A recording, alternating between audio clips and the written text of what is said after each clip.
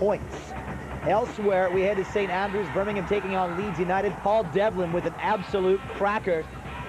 Then Leeds United would strike back. They've scored some beautiful goals, and this one's pretty. Lee Boyer, for the second week in a row, evens it up at 1 apiece shortly after halftime. However, you thought the first one was pretty? Check this one out. Damian Johnson from Stern John, Birmingham's first ever Premiership. Survival in the top flight this season, building a solid home record is essential. The Birmingham crowd hailed Clinton Morrison, the Republic of Ireland striker, making a first start for the Blues after recovering from a thigh strain, and another of the club's new signings, Robbie Savage, made his belated St Andrews debut after injury. Leeds' Alan Smith had one less striking rival to worry about, with Robbie Keane blowing the ink dry on his new Tottenham contract. Leeds were without Lucas Radebe with a knee injury. John Woodgate with the chance to press his claims for an England call-up, partnering Dominic Matteo at the back. Oliver Tebberley was ruled out of the Birmingham lineup with a hamstring strain. Paul Devlin made a first ever start in the Premiership after suspension. Terry Venables looking to his Leeds players to bounce back quickly after midweek home defeat by Sunderland. For Steve Bruce and Birmingham, it was vital to go into the 10-day international break with a win under their belts. Match commentary from Rob Palmer. Devlin. Savage. Kenner. Devlin. Just enough of a touch from Woodgate. Sees his shots. Easy for Robinson. The Senegal World Cup captain looks to be an absolute bargain at, was it, £1.5 million. Kenner. Great turn by John. Blocked by Nacho. Birmingham deserve a goal, it has to be said, from a neutral point of view, the way they've attacked this game. Cease to Kenner. It'll flick from John. Oh, magnificent volley from Damian Johnson. The approach play is quite pretty to watch.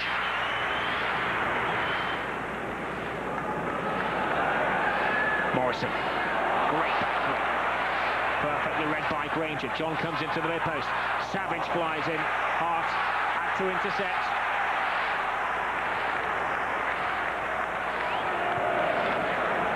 Savage. Granger. Devlin. Oh, great shot! Wonderful goal!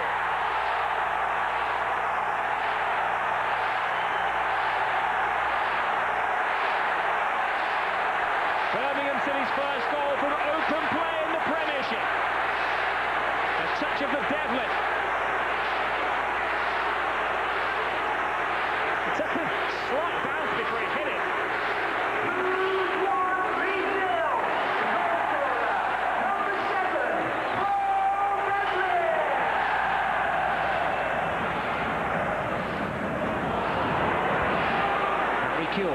Viduka, oh, it's a borderline decision. Oh, the post saved an argument. Great run from Viduka.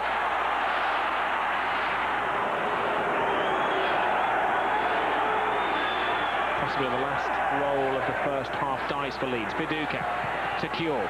Blocked by Seats, hit by Kjell. Oh, deceiving, because it came off his right foot, which is normally the one he stands on. Almost the one he scored with there. The goalkeeper was completely beaten.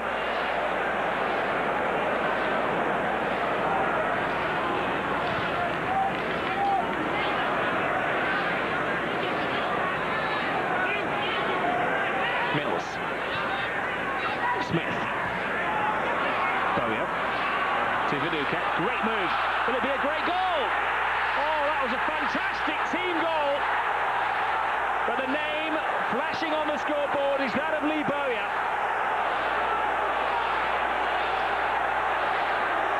The flicks and the touches, it was like kind of a Harlem Globetrotters of football. One flick, two flick, three flick. Bowyer was onside. That's why the goal counts.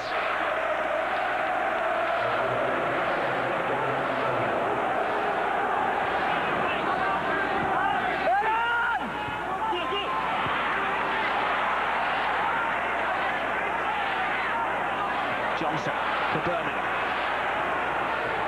Morrison to Johnson. Oh, you beauty! Birmingham City from Steve Bruce. Don't lose your footballing principles. And that was a goal of undoubted Premiership quality.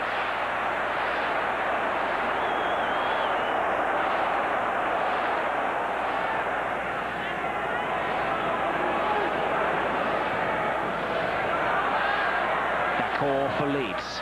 Birmingham defending with 10 players. And that's the first save of the afternoon for Nico Vasson. Their attempts in the circumstances from the Frenchman. Vasson, the Belgian goalkeeper, signalling that he saw it late.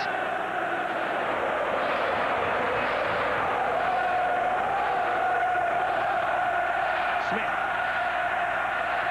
No time for ceremony for Leeds. They've got to get it out of there.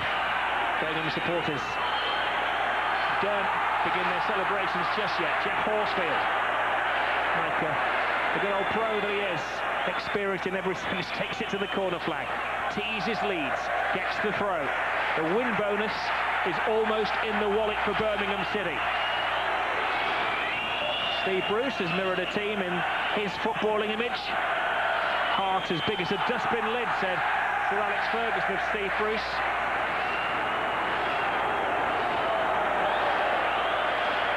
Could happen in style by scoring the third goal. They'd rather just eat up those moments. Birmingham fans will Paul Durkin to blow his whistle, and it's like music to the ears of the Birmingham supporters. It's been a long, long wait for their first victory in Premiership football, but when it came with style. 2 glorious goals to won the final score. Home win so far for Manchester City. The visitors Everton looking to make it 4 unbeaten, constituting their best start in a decade. This game attracting millions of extra viewers in the Far East, with Sun Jihai lining up in opposition to a Chinese international teammate, Li Ti, praised by Everton boss Dave Moyes as he adjusts to the pace of the Premiership. City unchanged after their defeat at Aston Villa. Darren Huckabee passed fit despite not training since that game, and Steve Simonson replacing the injured Richard Wright in goal for Everton. Joseph Yobo and Mark Pembridge both failed fitness tests. Kevin Keegan looking to his pacey frontmen to make life uncomfortable for Everton's big defenders. Our commentator at Main Road, Rob Hawthorne. Distan away. And now the opportunity of a break on for Manchester City if Jensen can make up ground here. Anelka was looking to get in behind Alan Stubbs. Berkovic has gone down. Free kick. It's a promising break that by Manchester City. Berkovic eventually getting the award of the kick. Gravison now doesn't appear to be the full 10 yards, which is what City are complaining about. But it's lined up for Anelka. And it took a deflection on its way through, and it's beaten. Simonson.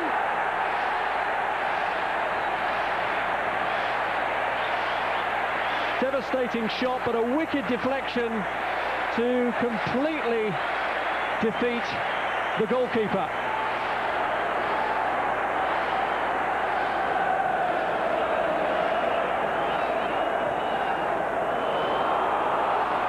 Anelka, though, flying at the moment. And cynically taken down there by Alan Stubbs, who's got away with one before. Not this time, though.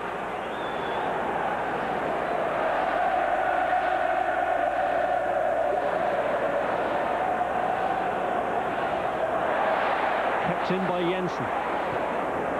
Now Huckabee. Howie's headed down. Foe couldn't get there, and Anelka does. It's 2-0 Manchester City within 16 minutes.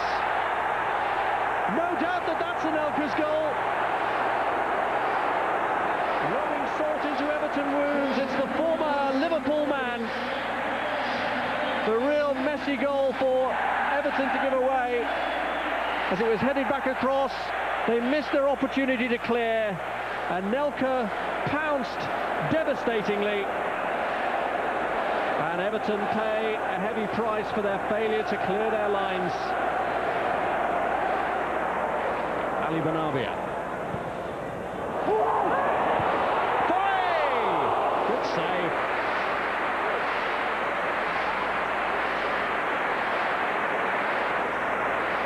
It was a powerful header.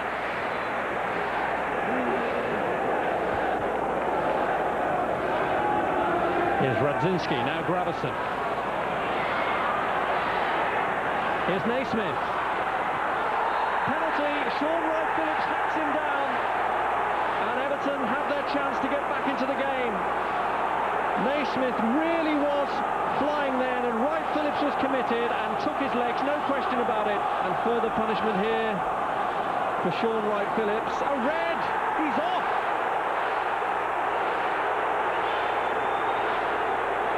Well, no question it was a penalty, but Manchester City are down to 10 men. Sean Wright-Phillips, a straight red. David Unsworth, the regular penalty kick taker for Everton, faces Peter Schmeichel.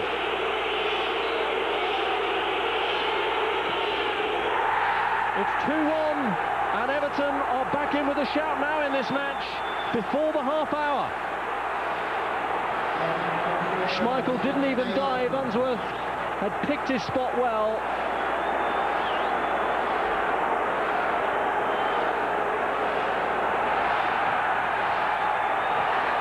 Alexanderson to Hibbert.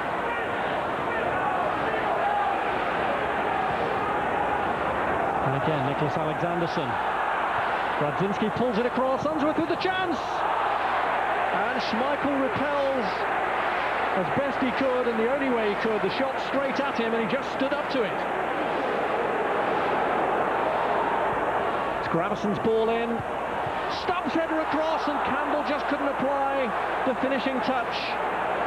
But they're chipping away here at City or Everton, and if it carries on like this, then surely it's only a matter of time before the equaliser comes.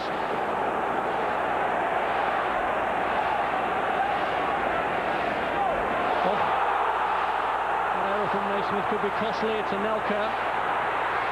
Yes!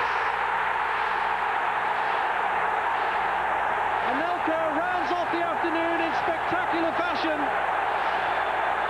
Could well be his first hat-trick for Manchester City, assuming he claims the first goal. It's Anelka's day, and 10-man Manchester City with 3 goals surely have 3 points as well now. It's been a steady, if unspectacular, start for both Borough and Blackburn, both unbeaten going into their clash at the Riverside. But Borough still couldn't believe they'd not taken maximum points last week when Massimo Macaroni scored twice on his home debut. David Thompson was looking to make a similar impact for Blackburn, following his £1.5 million move from Coventry. Borough had no fewer than 9 nations represented in their starting lineup, as the men from Teesside tried to score past the man from Stateside. But they were being frustrated by a fired-up Friedel. Steve McLaren had seen his side lead Fulham 2-0 until the very last minute last week, only to have victory snatched away. Gaps were again appearing in defence. Cole had sprung the offside trap, but is still waiting for his first goal of the season. You have to go back to the 6th of April for Borough's last win, rather surprising for a side with the individual talent of players like Alen Boksic. More wasteful finishing, this time from Carlos Marinelli, suggesting another anxious afternoon for the Borough boss. Rovers were more direct, and Cole continued to find holes in the Borough backline. A good save by Schwarzer, but neither camp was content with a 0-0 scoreline. With 10 minutes to go, Steve McLaren replaced Massimo Macaroni with Joseph Desiré-Jogues. It hadn't been a popular substitution with the fans. They wanted Macaroni to stay on, but the build-up was sweet. It all threatened to turn sour, though, when David Dunn lined up a Rovers free kick well within striking distance. Arguably the catch of the day from Schwarzer, there'd be no cheap takeaway for Rovers. The match moved into stoppage time, so would there be another sting in the tail as there was last week? Amazingly, yes, and from Borough's point of view, job's a good one. Jeremy pouncing on the error by Johansson before steering it into the path of his Cameroonian colleague. Thumbs up this week for home fans, something of a reversal of fortune for Middlesbrough.